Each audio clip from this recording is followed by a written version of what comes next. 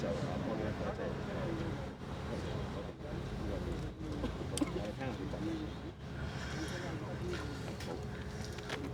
morning, everyone. Hello, my name is Sukhman Gill. I'm the Member of Parliament from Abbotsford, South Langley, and I'm proud to be here joining all of you. And today, joining me on my left side is Teiko Van Popta from Langley Township, Fraser Heights. Today, I have the great honor of introducing Pierre Poilievre, the leader of His Majesty's Loyal Opposition and the leader of the Conservative Party of Canada. Pierre Poilievre grew up in Alberta as an adopted son of two school teachers. He lives in Ottawa with his wife, Anita, and their children, Valentina and Cruz. As a member of Parliament and a former minister, he helped the previous Conservative government cut taxes, balance budgets, deliver affordable homes, and crack down on crime and corruption. He shepherded the Accountability Act through the House of Commons, protecting taxpayers from waste, fraud, and corruption. When he was housing minister, the average home cost around $450,000 and an average one-bedroom rent was just $970. People could afford homes in a safe neighborhood and good food on the table. As the vice chair of the Commons Finance Committee, he was the first major voice in Parliament that warned against massive money printing deficits that would lead to inflation, while Mark Carney wrongly predicted that prices would go down. Pierre also led the charge on the carbon tax, toughening laws to fight crime, banning drugs, and unlocking resources. The Liberals who demonized him for these principal stands have now all agreed that he was right and agree with him. In the most recent election, he got the most votes of any Conservative leader in our history and the largest share of votes since 1998, adding 2.5 million more votes and 25 more seats since the prior election, with all major gains among youth and working class people. But he's only begun. After the Liberals doubled housing costs, inflated food prices, unleashed crime and chaos on our streets, Pierre is fighting back. His purpose is a Canada with a strong take-home pay, safe streets, and borders with self-reliant purpose in Canada. Ladies and gentlemen, please help me welcome the Leader of the Opposition and the next Prime Minister of Canada, Pierre Poilievre. Thank you very much to the great Sukhman Gill, a farmer, small businessman, proud Canadian, hard worker, a member of our team. And yes, if you don't mind, I'll give that to you there. And of course, we have Teiko Van Popta, my lawyer, who is also the lawyer of every British Columbian who wants to defend their property. Merci beaucoup tout le monde. 2,400% increase in extortion in Surrey since Mark Carney became Prime Minister. Let that sink in. 2,400% increase in extortion in Surrey since Mark Carney became Prime Minister. But don't worry, when he came here, he went to White Rock and handed out bagels and donuts and promised to paint the pier during a nice walk on the beach. Well, behind me, Nirwan, this business behind me, was actually shot. There are bullet holes that you can see if you look closely enough at this exact location. But that's okay. Mark Carney's having a nice walk on the beach. Isn't that really symbolic of the grand illusion of Mark Carney? Everything looks wonderful on the beach while he's walking around handing out donuts, while communities are being terrorized by crime, chaos, drugs, and disorder, where people can't afford to live, eat, heat, and house themselves. That is the reality. A tiny group of Liberal insiders are doing better than ever before, stuffing their face with tax dollars, making money off of influence and power brokerage, while the hardworking people who build the country in places like Surrey suffer under disastrous, costly, and dangerous Liberal policies, all of which Mark Carney has either kept in place or made worse still. What's most tragic is that life was not always like this in Canada. We had a promise in this country. I remember visiting Surrey as a small boy on a road trip with my mother, and it was a time of great promise. My parents taught me that anyone from anywhere could achieve anything, that hard work would get you affordable food, fuel, and homes, that you could own a house, live on a safe street, raise a family, buy affordable goods, live in security, and retire with peace of mind. But after 11 years of Liberal government, that promise is broken. The cost of homes, food, and fuel have skyrocketed. Crime is out of control. Our immigration system is broken and getting worse. And the economy is weak and dependent on the United States because of the Liberals and Mark Carney's terrible policies. Carney promised in the last election that he would reverse everything he had said and his party had done in the prior decade. But now we're in the second year of his term, and what has really changed in your life? I mean, there's been lots of PR and speeches and smiley-faced signing ceremonies, but I mean, what has changed for you on the ground? You're paying record high prices for gas. Now, before we hear all the excuses about the war in the Middle East, remember, when Prime Minister Harper was in office in 2014, there were 2 wars in the Middle East, in Iraq and Syria, and there was a war in Ukraine, in Crimea. The oil price was $100 a barrel. And what were gas prices then? About $1.35 a liter, 50 cents cheaper than they are nationwide in Canada today. And today, Americans pay 13% less at the pumps in equivalent terms than do Canadians. So sure, there's been a temporary increase in the oil price as a result of the war, but that does not explain why gas prices are 50 cents a liter higher today than they were when oil prices were the same a decade ago, nor does it explain why we're paying 13% more in Canada under Carney than the Americans are south of the border. The reason is because Carney's disastrous economic policies, which block development and resources, which tax work, and which inflate the cost of living, have given us the worst dollar, 72 cents. A weak dollar means we have less buying power for internationally priced commodities like oil and gas, like foodstuffs.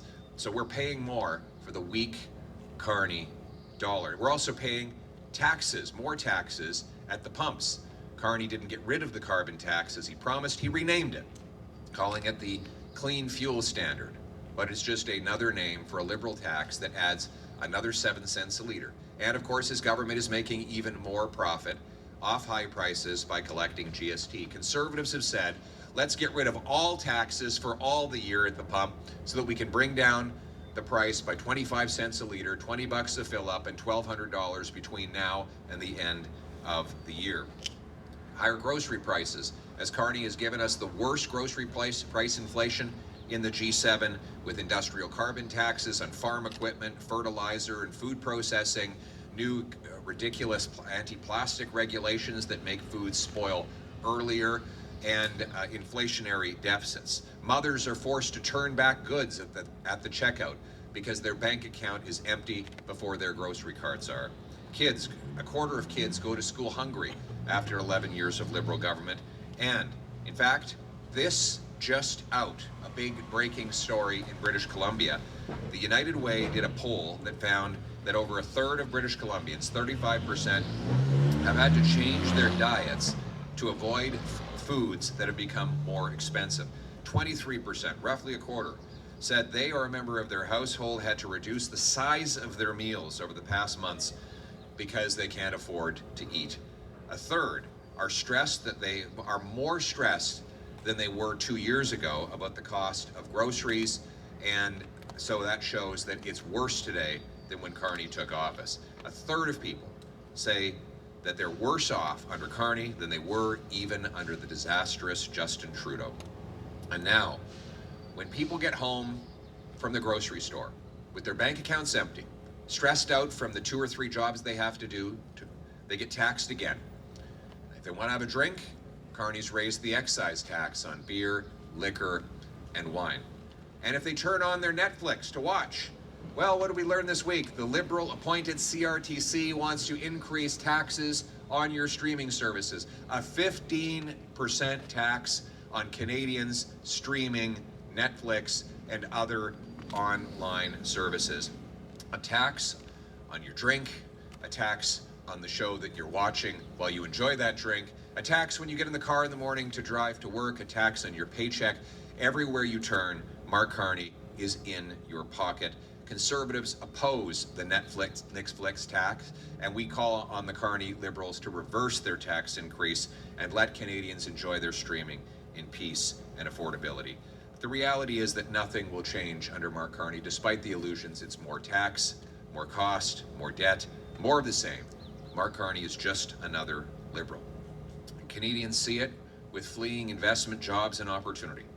Carney said that he was going to approve resource projects, yet he's kept every single anti-development law in place, C-69, the anti-pipeline law, C-48, the ban on shipping oil off our west coast, the industrial carbon tax, which he announced is going to go up 6 times higher under his plan than it was even under Trudeau. And while there have been many smiley face signing ceremonies for meaningless and unenforceable documents, he's also blocking 500 economic projects that are awaiting federal approvals. He should stop doing photo ops and signing ceremonies and get back to his desk and find a way to stop blocking 500 projects. And now we learn 14 leave it in the ground Liberal MPs have written a secret letter to Mark Carney telling him to continue blocking resources and raising taxes on Canadian industry. 14 Liberal MPs say the taxes are not even high enough. Now, in fairness to these MPs, I think they all assumed that Mark Carney meant what he wrote in his book Values, where he said that we had to leave half our oil in the ground and broaden and have bigger carbon taxes or the world would burn. That was what Carney wrote in his book Values.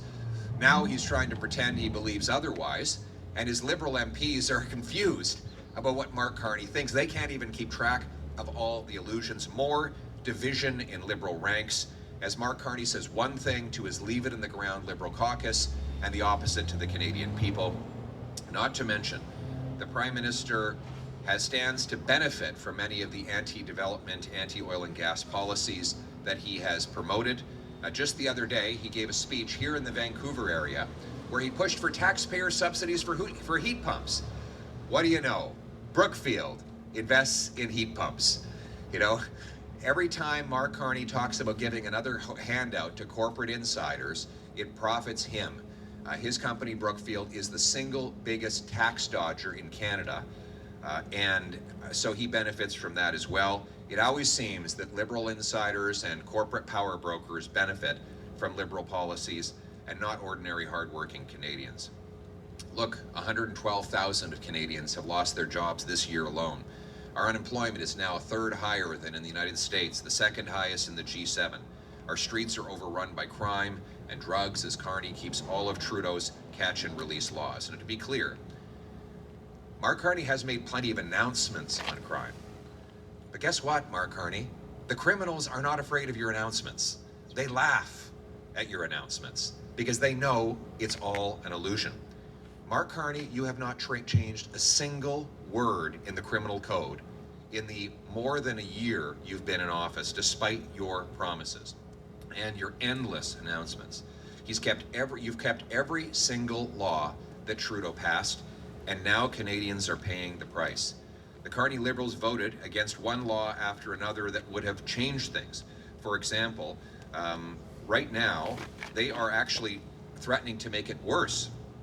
Newly published guidelines allow convicted criminals who have sentences of over 10 years to delay their deportation hearings and remain in Canada. That's right, the Liberal-dominated IRB. Just read the Globe and Mail today because of a story broken by Michelle Rempel, our shadow minister of immigration. They're allowing people who've been convicted of violent assault, murder, rape, and others who are not citizens that are visiting our country stay even longer so that the streets will be even more dangerous than they are right now. And thank God that Michelle Rempel and the Conservatives are fighting back. We don't need to let foreign criminals remain in Canada. We need a government that will enforce the law already on the books and deport visitors convicted of serious crimes. Extortionists are shooting up businesses like the one behind me. Gangsters are threatening people who worked hard, followed the law, and built something in this country. Transnational repression continues to threaten Punjabi communities across the country. And after more than a decade of Liberal catch and release justice, all of this remains in place. The criminals know what you should all know, that Liberals lowered penalties and weakened bail. They know that Liberals removed mandatory prison time for serious violent crimes like drug trafficking, robbery with a gun, and extortion with a gun. The criminals know that Carney's kept all of Trudeau's policies, and the criminals know nothing will change as long as Liberals are in place. Violent crime is up 55%, homicides up, sexual assaults up, extortions way up. Here in BC, violent crime is up 50%, sexual assaults 95%, extortions 481% across the province. And of course here in Surrey, in 1 year alone, 1 year of Mark Carney, we've had a 2,400% increase in extortions. We are standing outside of Nirwan Flooring, a business that was targeted by extortionists just 2 months ago. The week before, gunfire hit another business in the same complex. Yesterday, I did an interview at a local radio station where there are literally bullet holes in the studio. And then, not only that, a week and a half ago, upstairs in the same building, a young man was shot to death in an unrelated crime. There have been 3 fatal shootings in the Lower Mainland in less than a week. We've seen a 16-year-old and an 18-year-old killed. Mark Carney, this is an extortion crisis, and your laws, your Liberal laws, are responsible for it. It's time for you to pull your head out of the sand, reverse your laws, and lock up the criminals, kick out the terrorist visitors, and restore safety to the streets of Surrey and the Lower Mainland. This is not normal. Liberals have created this crisis with Bill C-5, which allows house arrest and lower penalties for extortion with a gun. They brought in Liberal bail, C-75, which requires police and judges release newly arrested criminals at the earliest opportunity under the least onerous conditions. In other words, Liberals have made it easier for criminals to get out of jail and harder for police to arrest them. Mark Carney has kept all of these laws in place, and he's making the laws even worse. Now he's introduced Liberal Bill C-16, which, if passed, would allow a get out of jail free card. Bill C-16 allows judges to exempt serious criminals from mandatory prison time if they feel like it. That means a criminal convicted of extortion with a restricted or prohibited firearm will not face the full force of the law, because a judge will be allowed to exempt that extortionist from mandatory prison sentences under this new Carney Liberal bill. So this is not justice. This is not public safety. This is more crime, more chaos, more of the same. Carney is just another Liberal. Last August, I came to Surrey to announce a Conservative plan to crack down on extortion. I asked the Liberals, in the spirit of nonpartisanship, to steal my plan. They didn't. 9 months have gone by, and Mark Carney has done nothing other than hand out bagels and donuts on the beach in White Rock. So today I'm calling on Mark Carney and the Liberals to take 4 immediate actions to protect our people and take back our streets. First, end the get out of jail free card for violent criminals, including extortionists with illegal guns. That is embedded in C-16, so that we can lock up criminals for real and for good. Second, impose mandatory prison sentences of 10 years for all extortion offenses when it involves a crime or a gun. If you threaten, terrorize, or extort innocent people, you should go to jail for a decade, and it should be mandatory. If you do it with a gun or a gang, you should go for even longer. Third, immediately find and deport every serious criminal, terrorist, and gang member, including Bishnoi gangsters, still in Canada. After relentless Conservative pressure, the Liberals finally listed the Bishnoi gang, but they've not expelled the Bishnoi gangsters. We need the police to have the powers to kick them all out. And I stand with Michelle Rempel-Garner in her calls to Mark Carney's Liberals that they should clearly direct government officials, including the IRB, to enforce consequences set out in law to deport non-citizens convicted of serious crimes in Canada, not keep them here longer. And let me be clear, Mark Carney should order the IRB to reverse this policy that allows criminals to stay in Canada when they're visiting and they've been convicted of serious offenses. And if the IRB will not do it, then every member of the IRB should be fired. We need to kick these criminals out of our country and make our lives safe, and we can't have a bunch of Liberal appointed government officials overriding what the people want and the safety of our community. Either they kick the criminals out or they should be fired from their jobs. Fourth, pass the stand on guard principle. Self-defense is a right that all Canadians should have. If someone comes into your home, you should be allowed to use any force you believe necessary, including lethal force, to stop them, and the law should clearly indicate that you are acting within your right when you do that.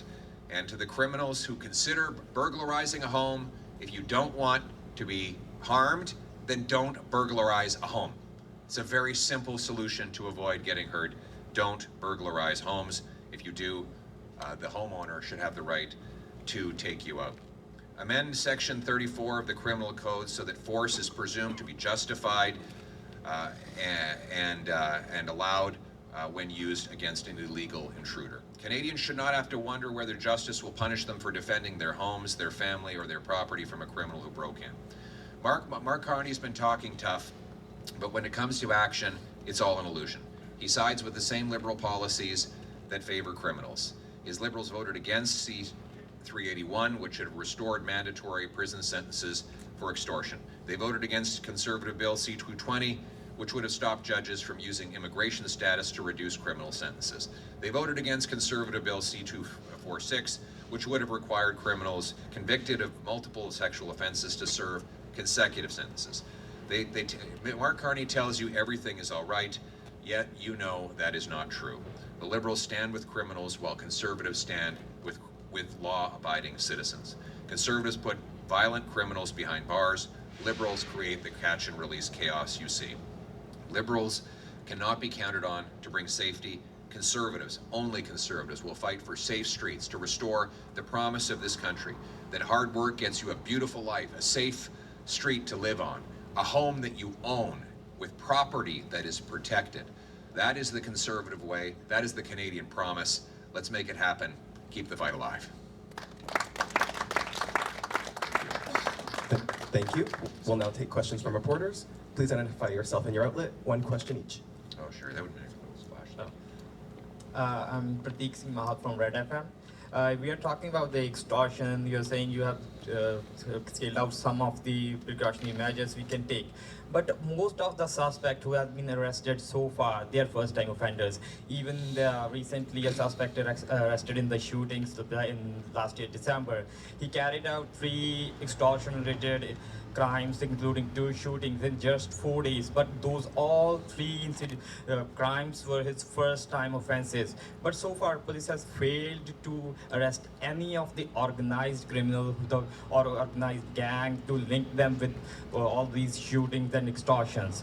So basically, they're arresting people, deporting them back. But this extortion threat is not stopping.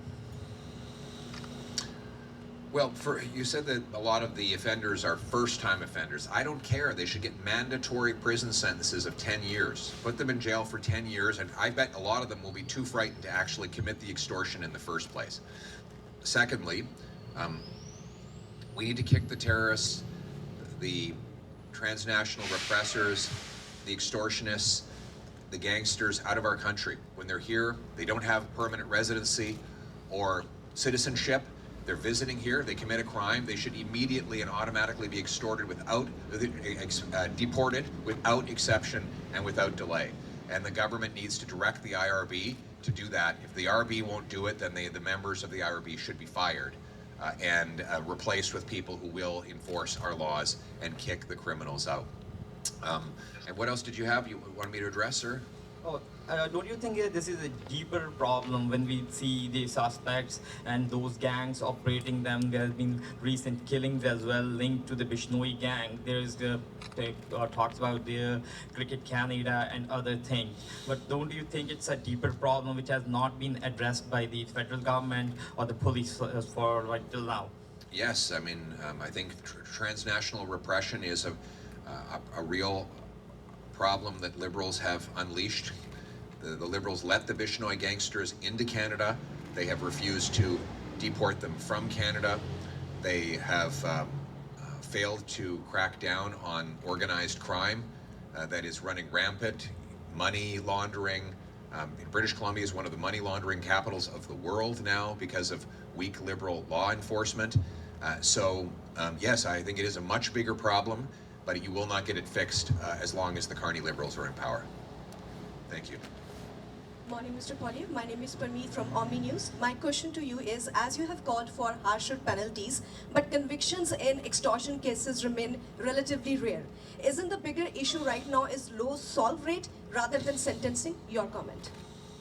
Well, I think it's both. I mean, part of the reason why you can't solve crimes in Canada is because the criminals are released, those who are convicted, those who are arrested are released, and then they just reoffend again and again and again, and the police are then, as a result, are overwhelmed, chasing down so many crimes that it's mathematically almost impossible to keep up. But that is largely the result of the Carney Liberals keeping in their laws on books that allow these criminals to go free. And so there is other problem is that our police resources are being wasted on this gun grab, going after licensed, law-abiding, trained and tested firearms owners who are following the rules, and then they don't have the resources to go after the real criminals, like the extortionist that shot the building right behind me today. My message is to British Columbians, you don't have to live like this. You no longer have to accept the chaos that Carney Liberals have imposed on you. We as Conservatives have a real plan to lock up the criminals, to deport the visiting gangsters and terrorists, and to enforce the law. We have seen deportations, not the actual sentencing. And comment on that. And do you believe foreign governments are doing enough to cooperate with Canada on extortion or other gang activity targeting Canadians? No, I don't think they are, but I mean, this again is a new problem that the Liberals have brought. We didn't have foreign governments interfering in our country before. We didn't have transnational repression or assassinations. We didn't have Chinese police stations in our communities. The Liberals have made Canada a playground for foreign interference and international gangsterism. And Mark Carney has been a prime minister for a year now, and it's only getting worse, with extortions up 2,400% on his watch here in Surrey. So we need a government that will actually defend Canada against foreign interference, shut down these crime syndicates, kick out the criminals who are visiting, and lock up the ones who are citizens. Thank you. Hi there, Tanya Fletcher from CBC. So if you could also answer in French for my colleagues, that would be appreciated. Regarding Alberta's referendum, what are you willing to do to work with the government to make sure the country stays united? And is there something you think the Prime Minister should do to make the case that Alberta belongs in Canada? Thank you for your question. Conservatives love Canada. I love Canada. We're going to fight for a united Canada every day in every way. We're going to reach out to Albertans in every corner of the province to make the case for our wonderful country. And we're going to do it through hope. We want Albertans to understand that they can have an even better future in our country, a country where their resources are unblocked, where their legitimate property, including their firearms, are respected, where their streets are once again safe with criminals locked up, where free enterprise allows them to start businesses and achieve great things, where their provincial government has all of the same powers that the Quebec government has, so that Albertans can feel that they are in charge of their own destiny within Canada. That's the hopeful, optimistic vision that we have for a stronger Alberta within a united Canada. En français, s'il vous plaît. Merci beaucoup. Les conservateurs vont travailler pour unir les Canadiens. On va aller à travers la province de l'Alberta pour partager une vision de l'espoir, une vision qui débloque les ressources naturelles, leur permettant de devenir l'endroit le plus riche au monde, de libérer l'économie pour que les entrepreneurs puissent grandir et engager plus de monde, où les jeunes puissent acheter une maison et fonder une famille, où les criminels sont en prison, mais les chasseurs, les fermiers, les tireurs sportifs peuvent garder leurs armes d'épaule, où la province de l'Alberta, comme le Québec, aura plus d'autonomie pour pouvoir maîtriser leur propre domaine et prendre leurs propres décisions. Ça, c'est une vision de l'espoir qui vise un Alberta plus fort au sein d'un Canada uni. Et honnêtement, vous pouvez remplacer le mot Alberta avec le Québec, parce que je veux toutes les mêmes opportunités pour les Québécois et je vais prendre exactement la même stratégie envers les Québécois que je prends avec les Albertains pour leur remplir avec l'espoir pour notre pays. Et aussi, on a besoin d'un leadership qui dit la même chose en français qu'en anglais pour unir le Canada à travers le pays.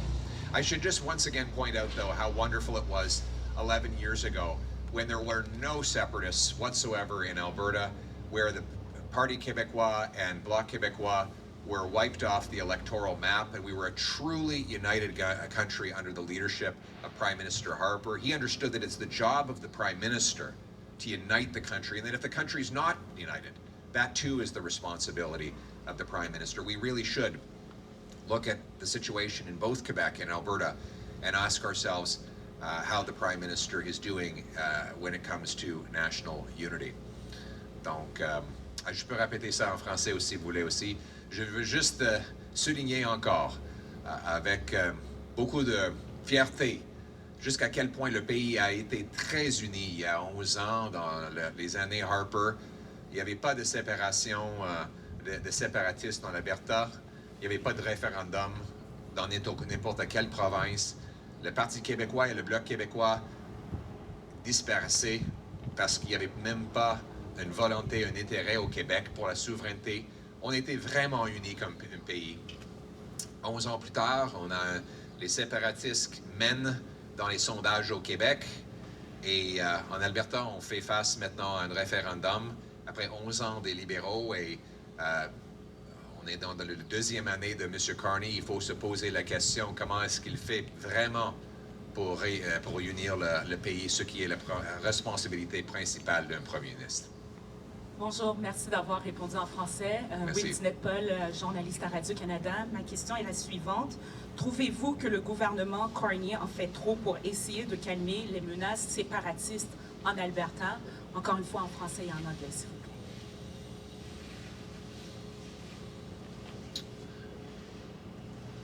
Tout d'abord, je viens de dire, je peux répéter ce que je viens de dire. La responsabilité principale d'un premier ministre, c'est d'unir les Canadiens. Et je remarque que M. Harper a fait un très bon travail là-dessus. Il n'y avait pas de mouvement séparatiste en Alberta. Le PQ et le BQ, les deux partis séparatistes au Québec, avaient disparu. Il y avait un pays uni. Mais après 11 ans des libéraux, on voit maintenant que, selon certains sondages, le Parti québécois, un parti ouvertement souverainiste, consacré à un autre référendum, mène et peut peut-être gagner.